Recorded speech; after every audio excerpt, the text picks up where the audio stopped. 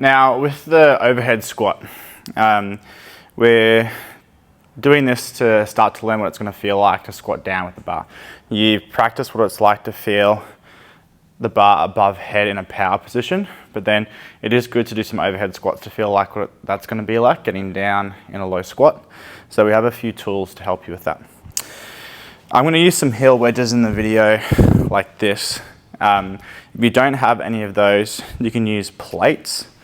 So a small 2.5 kilo plate under your heel can be sufficient, or I would recommend getting some weightlifting shoes.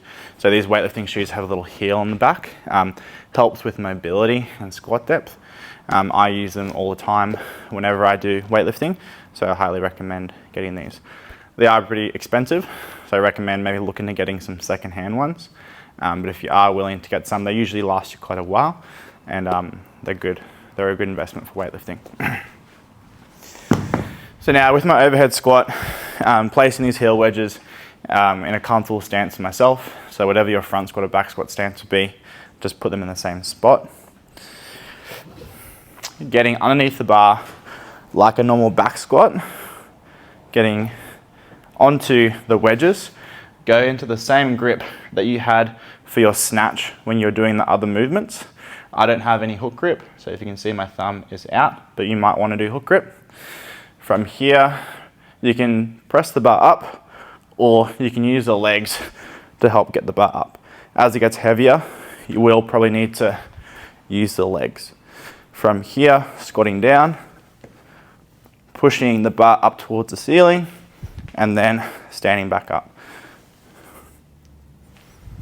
Going as low as you can. Mainly, maybe you only get to here, then back up, but if you can go all the way down, do try to get full range of motion.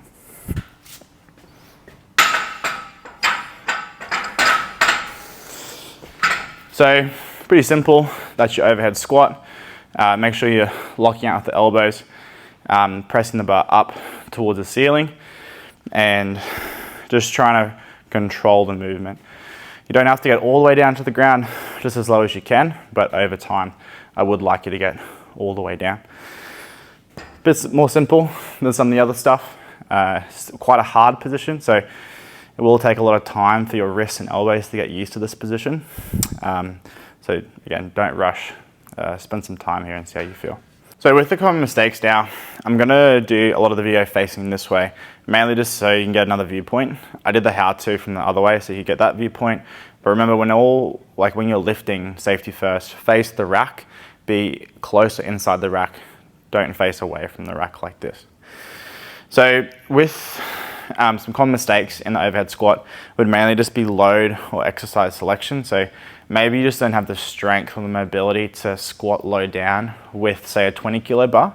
You may need to use a lighter bar, like a 15 kilo bar, and you may need to use an 8 kilo bar. So you may just need to reduce the overall load to work on the movement. But if you really struggle to get the bar onto your back and your shoulders in this position, or if you really struggle to get the bar up, you're not very strong here, or you can get it up, but you really struggle mobility-wise to get down, then I would suggest probably doing another option. So what those options are is just doing an overhead press behind your neck. So just using the bar and just doing a press here, just to start getting stronger with the shoulders overhead in that position. So say, you might do 5 reps, but I can write that down in the programming. So that'd be another option. You just work on strength there. But remember, you can do the overhead squat, but just try a lighter load.